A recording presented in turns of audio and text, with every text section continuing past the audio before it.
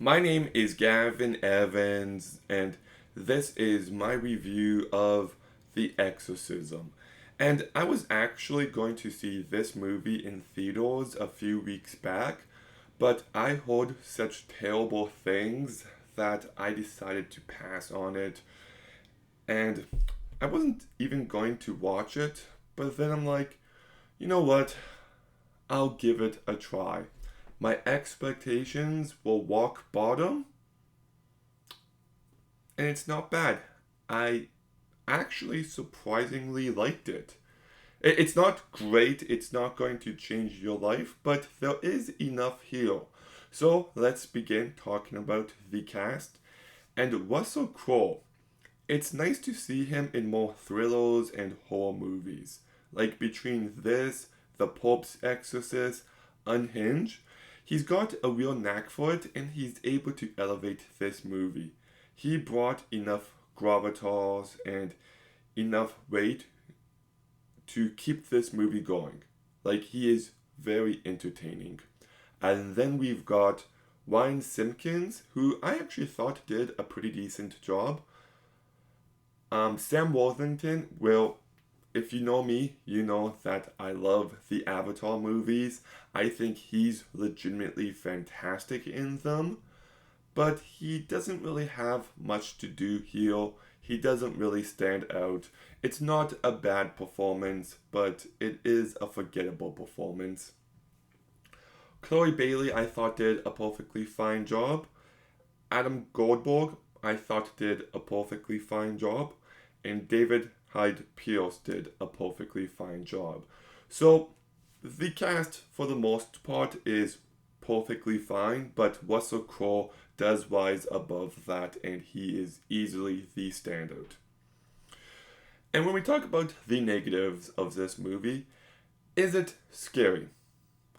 No, it's not. You've experienced so much of what this movie has to offer before. In fact, it does border on being generic. The reason why I think it's able to rise above it, though, is because there is enough here. Like, you've got this plot where they're filming a remake of The Exorcist, and then you've got this possession going on at the same time. And I thought that idea of movie filming was enough to give this movie a bit more personality. There's a set we see time and time again of the house that they're shooting at, and it kind of just looked like a giant dollhouse, and I really like that look. I also do think the characters have some real depth to them. Um, the relationship between the father and daughter is really well done. So when things do escalate, it's not just like spooky thing. It's like, oh, like it's tough for the daughter to see her dad like this. And there's plenty to the movie about substance abuse and depression, and I think this movie uses this story to highlight that in a very unique way, where you're watching someone that you love turn into someone who they aren't. And that was enough to work for me. There is some emotional weight to everything going on.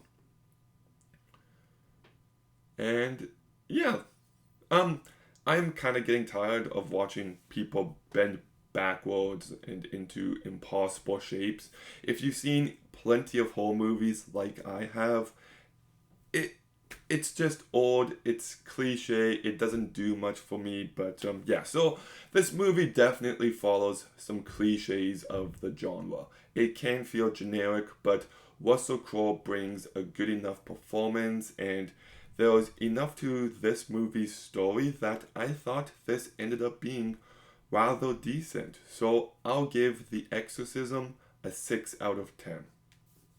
I do find it funny that Russell Crowe was in The Exorcism and The Pope's Exorcist that had no relation to each other, but they're both very different movies that are worth watching for their own reasons. So I recommend both of them. But have you seen The Exorcism?